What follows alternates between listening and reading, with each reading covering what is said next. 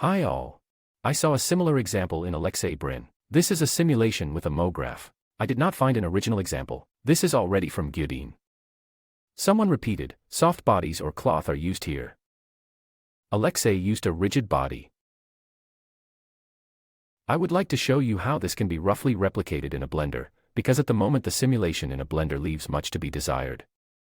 In the next version, they promise to implement a rigid body on geometric nodes. It should be easier, but for now, to repeat this, you can use cloth, because at the moment, cloth is the only one that lends itself to at least some control.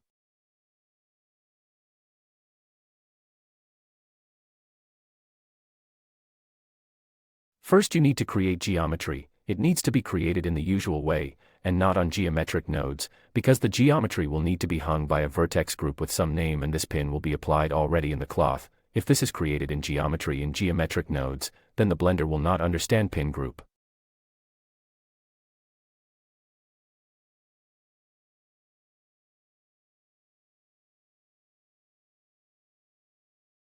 It simply will not be seen, so it is created in the classic way, the usual way.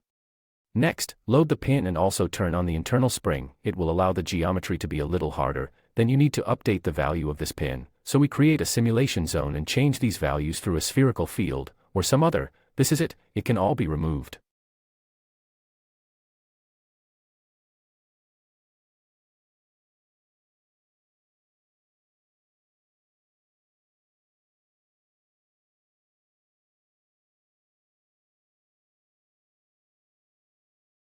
And everything works about the same as on the example, but this is all approximate, because if you look at the geometry, it distorts when hitting. Maybe you can play with these settings somewhere. You need to try and it will be better. Perhaps you can turn on the internal pressure, but I'm not sure that it will help.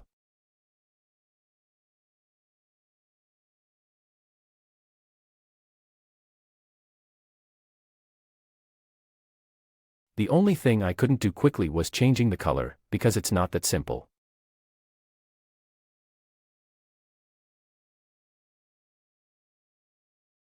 Ideally, you need to calculate the initial position and the position that is obtained later when the simulation occurs. And due to this difference, you can somehow interact with geometry, but as I said, I didn't manage to implement it quickly. You can download Spherical Field. I will leave a link there. There is a free version where it has already been implemented. I already have the next version of Motion Node. It will be released a little later, when I have time to update everything to Blender 4.2.